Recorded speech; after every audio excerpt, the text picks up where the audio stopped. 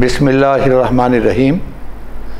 किसान भाइयों को किसान न्यूज़ टीवी के चैनल से मैं वेलकम करता हूं और मैं हूं आपका भाई हाफिज़ वसीम मोहम्मद ख़ान।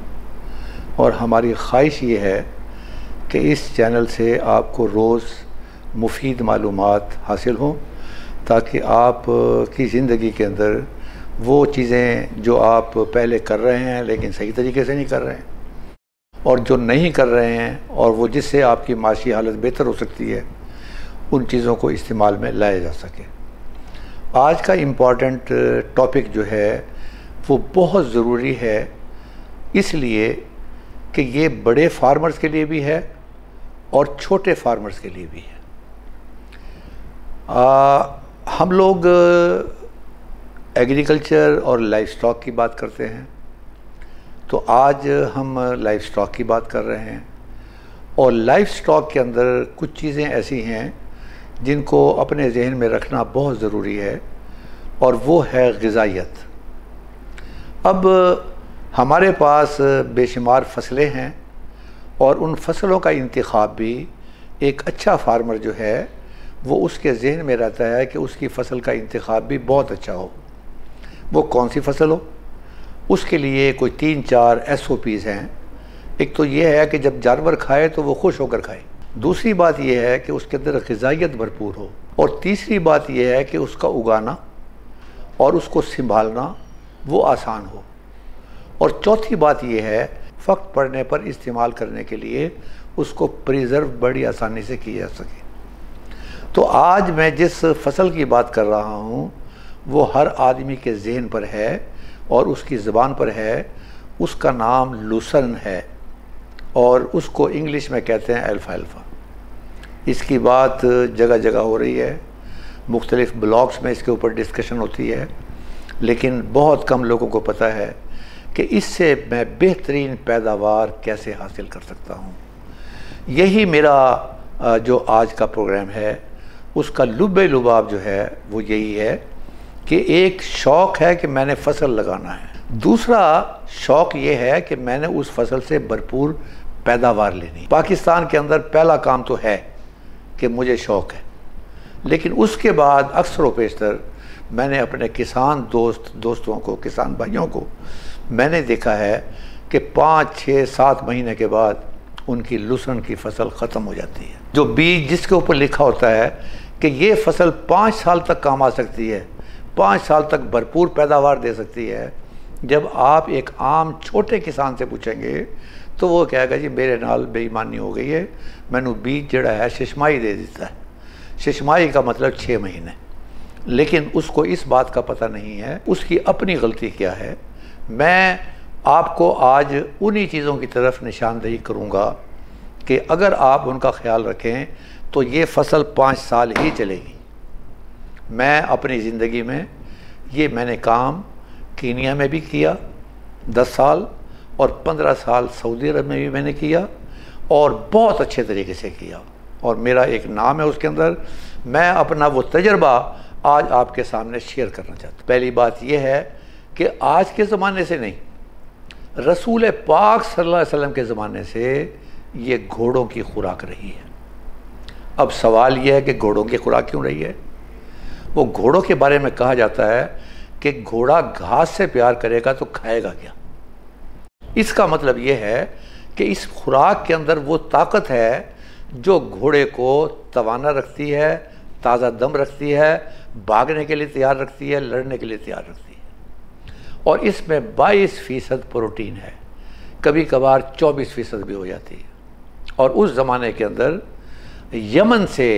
यमन जो था वो एक मशहूर जगह थी जहाँ पर ये पैदा होता था, और मक्का शरीफ और मदीना शरीफ भी वहाँ से इस चीज़ को लाया जाता था अपने घोड़ों को ताज़ा दम रखने। दुनिया के अंदर जो सबसे टॉप क्लास वैरायटी है उसका नाम है हिसावी। अब जिस तरह हम लोग मुसलमान, क्या पाकिस्तानी, क्या बग़ैर पाकिस्तानी, उन चीज़ों को जो अल्लाह ताला ने हमें दी हैं हम उनको बर्बाद कर चुके हैं, इसी तरीके से ये हिसावी भी बर्बाद हो चुकी थी। लेकिन अमेरिकन ने इस हिसावी के बीज को उठाया और उसके बाद इसके ऊपर उन्होंने फिर ब्रीडिंग की और उसके नतीजे में एक वैरायटी डेवलप हुई जिसका नाम उन्होंने अमेरिकन हिसावी रखा। ये सबसे अच्छी चीज़ है, सबसे अच्छी चीज़ है। मेरे कुछ दोस्त कहते हैं कि ना इसके ऊपर सर्दियों का असर पड़ता है ना इसके ऊपर गर्मियों का असर पड़ता है। मेरा ख्याल है उन लोगों ने गौर से नहीं देखा। इसके ऊपर सर्दी का असर भी पड़ता है, गर्मी का असर भी पड़ता है।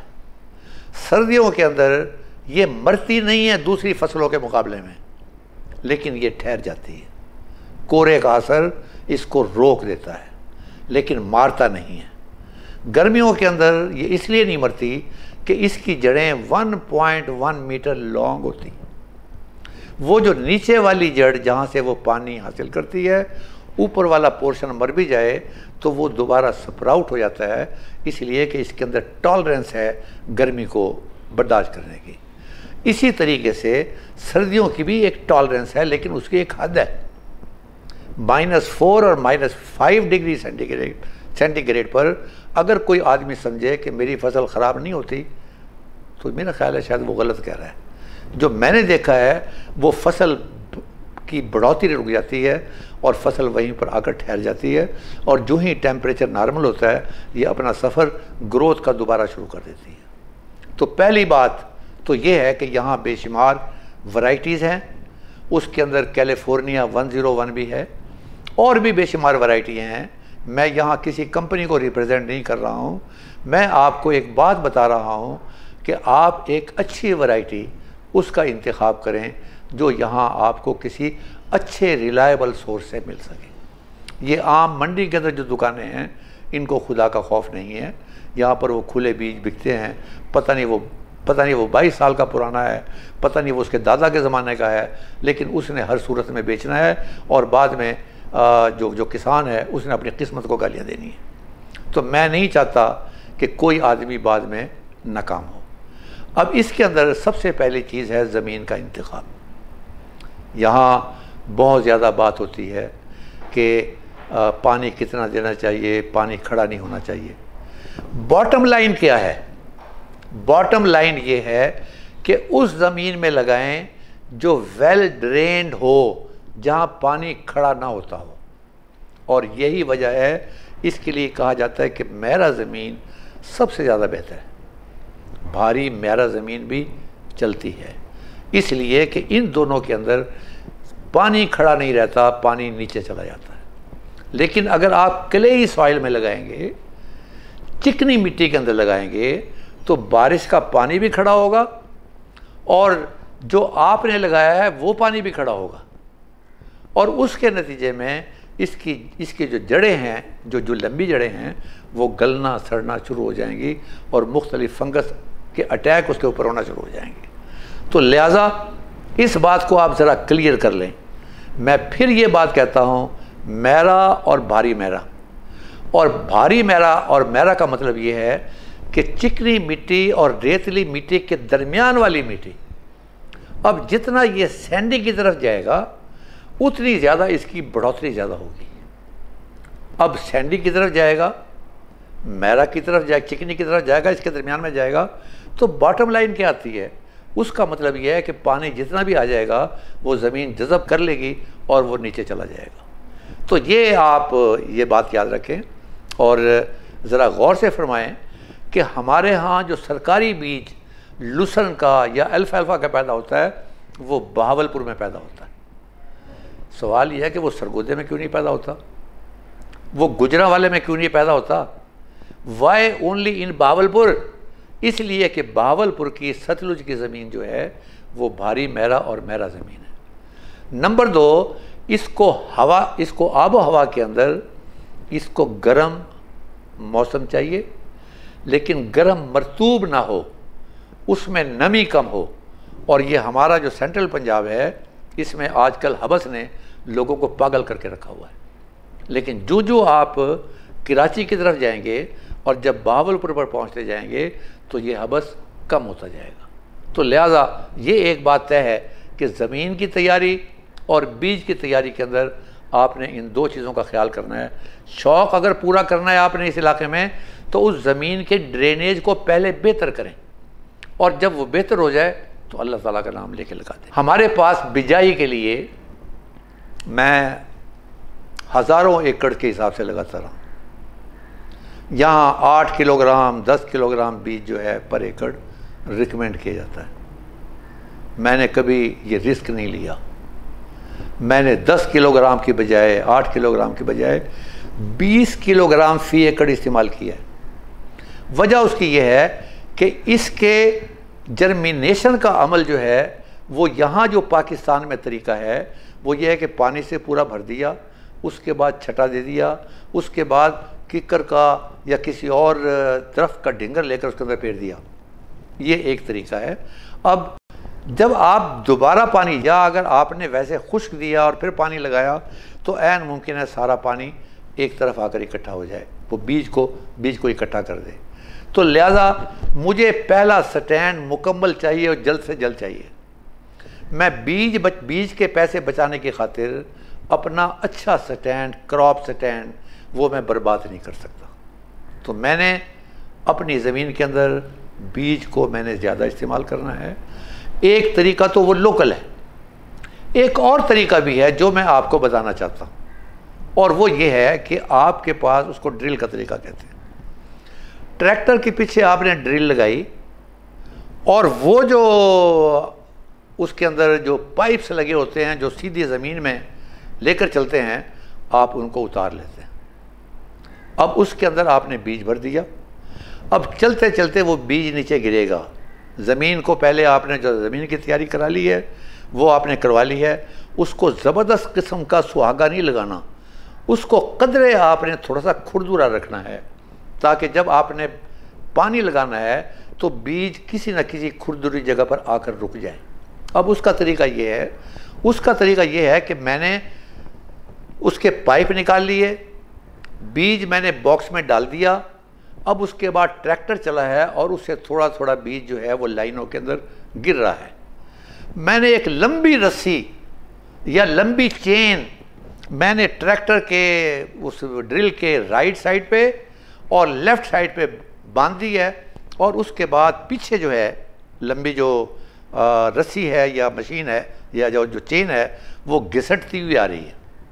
उस घिसटती हुई आने ने एक काम करना है, और वो ये काम करना है कि हल्की सी मिट्टी उस बीज के ऊपर चढ़ा देगी, और वो फिर बीज आगे पीछे नहीं होगा, वो लाइनों में उगेगा, और ये आपका जो उगाव का पहला काम जो है ये आपका मुकम्मल हो जाएगा।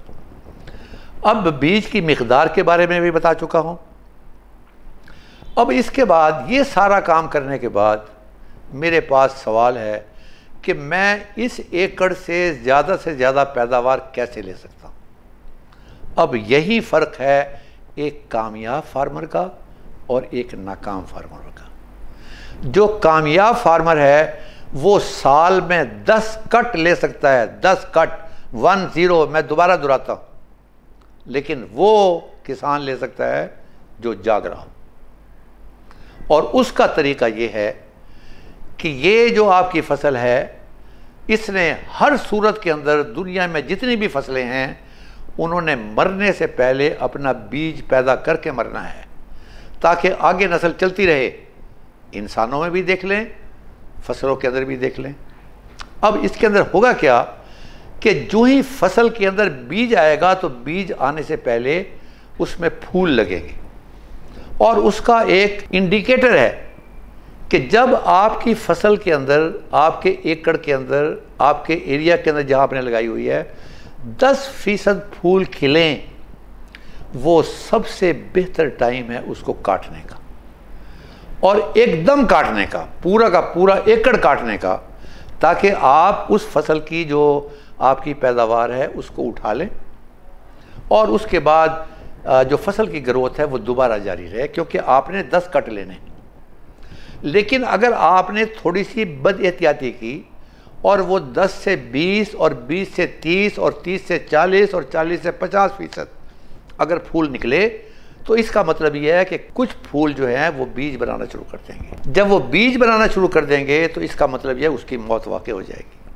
फिर आप ढूंढते फिरेंगे कि 4 पौधे यहाँ से गायब हो गए हैं, 10 पौधे वहाँ से गायब हो गए हैं।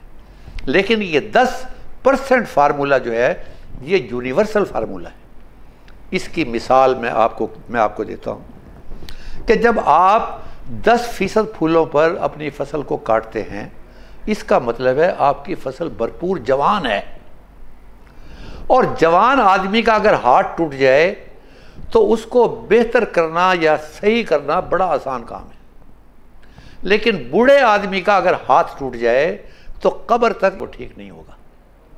तो ये 10% जवान जो है, जो आपकी फसल कटेगी, आपका क्या ख्याल है कि जब ये कटने का अमल है ये भी तकलीफ दे है, ये फसल के लिए तकलीफ दे है, आपने उसको कवर करना है। और उसको कवर करने के लिए एक तरीका ये है जो मैं करता था और मैं आपसे शेयर करना चाहता हूँ। वो तरीका ये था कि जब मैंने आखिरी पानी दे लिया तो मैंने एक हल्का सा शॉट यूरिया का दिया। वो मैंने हल्का सा शॉट यूरिया का क्यों दिया और बड़ा शॉट क्यों नहीं दिया? बड़ा शॉट इसलिए मैंने नहीं दिया कि इस पौधे की जड़ों के अंदर नोड्यूल्स हैं जो मुसलसल नाइट्रोजन इस्तेमाल करते हैं, बनाते हैं, वो फिक्स करते हैं नाइट्रोजन को। मैं ज़्यादा यूरिया इस्तेमाल करूँगा, इसका मतलब यह है कि मैं उनकी कारकर्दगी को मुतासिर करूँगा। लिहाजा मैंने हल्का यूरिया इसलिए इस्तेमाल करना है ताकि जिस प्रोसेस से, कटिंग के प्रोसेस से वो गुजरे, वो बर्दाश्त कर ले और उसके अंदर दोबारा स्प्राउट करने की उसके अंदर अर्ज जो है वो मौजूद हो और फसल दोबारा एकदम आके खड़ी हो जाए।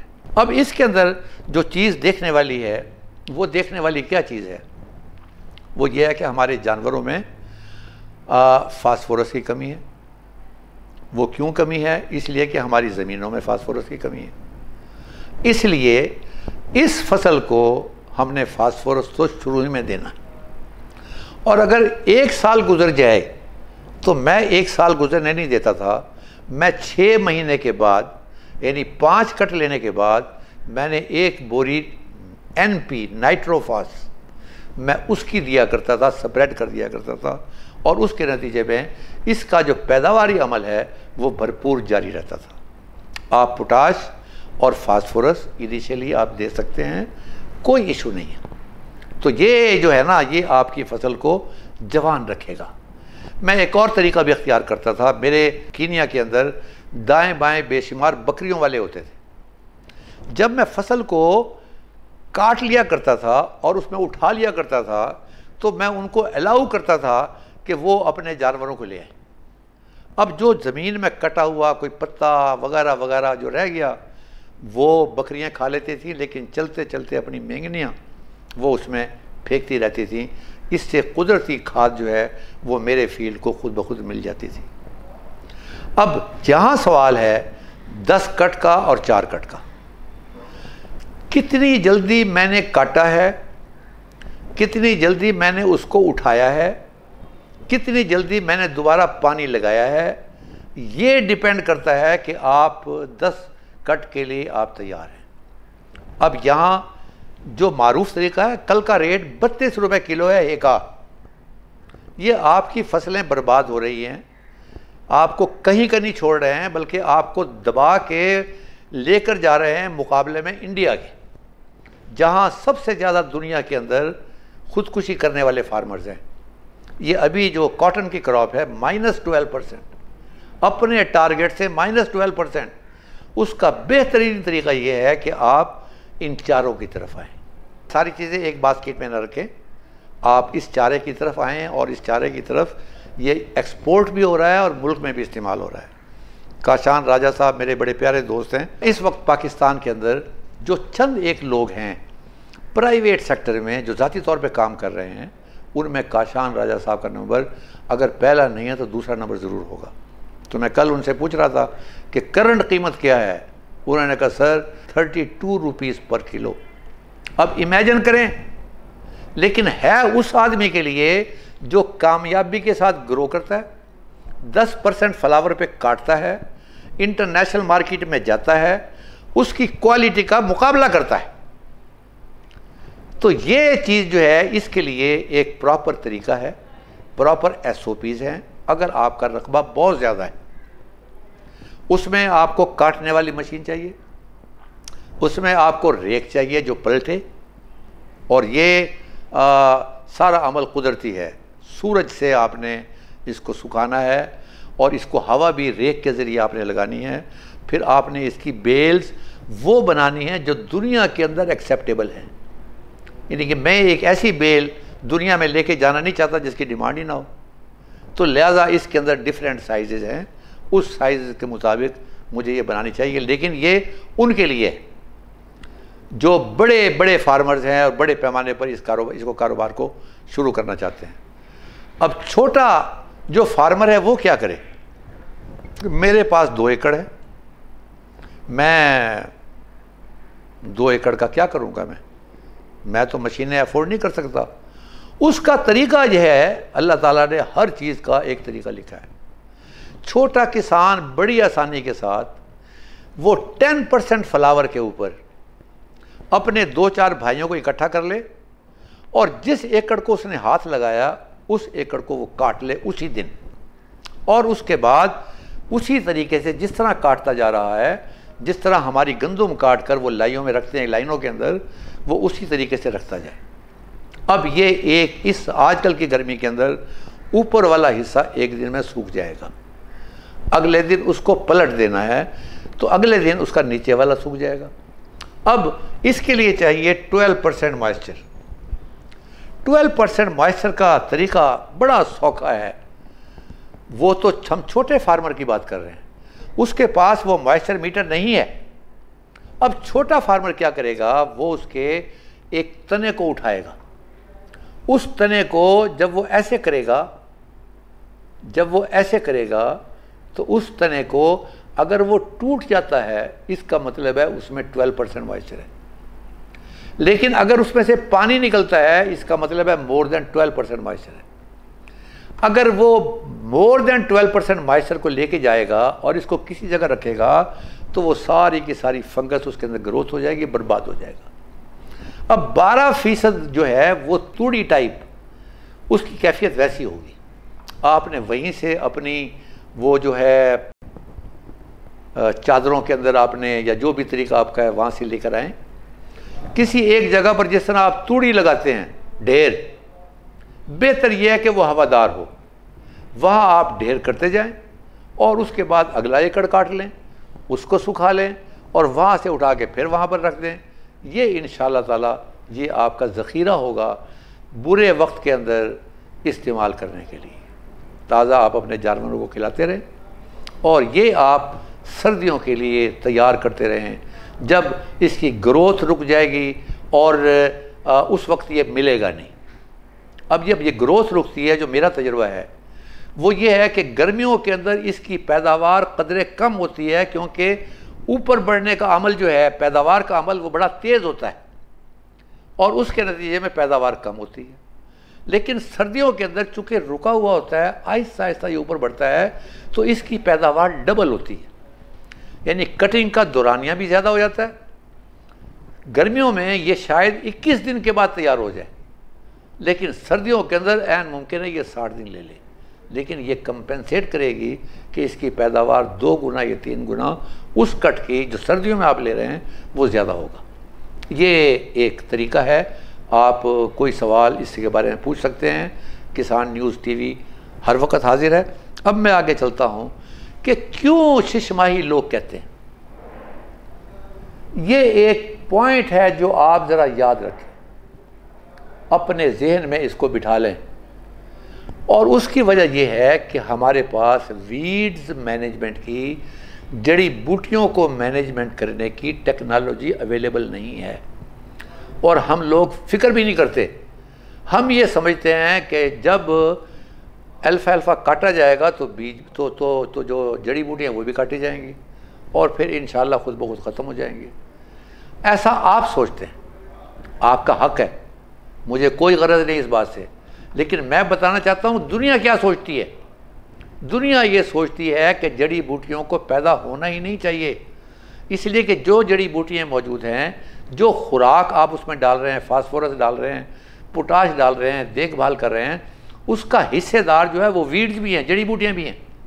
उसके नतीजे के अंदर आपकी फसल को कम खुराक मिलेगी। लिहाजा दुनिया में इसका तरीका ये है कि वो लोग वीड्स आने के सीज़न का पता करते हैं और वीड्स को पैदा ही नहीं होने देते। और मुझे पता चला है यहाँ पर एक दवाई बड़ी आसानी से मिल जाती है, उसका नाम है पेंडिमेथिलीन। ये सस्ती दवाई है और इसकी खूबी ये है, अगर आपने इसका स्प्रे कर दिया, ये मैं बता रहा हूँ जो full fledge crop, established crop, ये उसके बारे में बता रहा हूँ। अब जब आपने इसका स्प्रे किया तो जो जड़ी बूटी उगने वाली होगी ये उसके इर्द गिर्द, उसके बीज के इर्द गिर्द एक फिल्म बना लेगा और उस बीज को उगने नहीं देगा।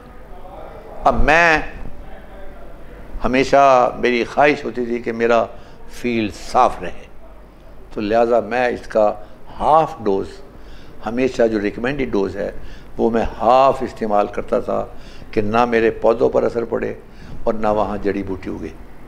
तो ये एक मुसलसल अमल है।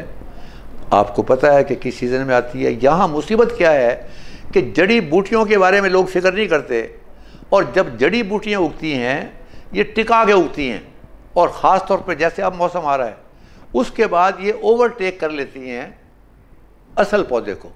उसके नतीजे में पौधा मर जाता है और फिर हम ये कहते हैं जी ओ मैं तो लुटिया गया, मैंने शशमाई भी दे देता।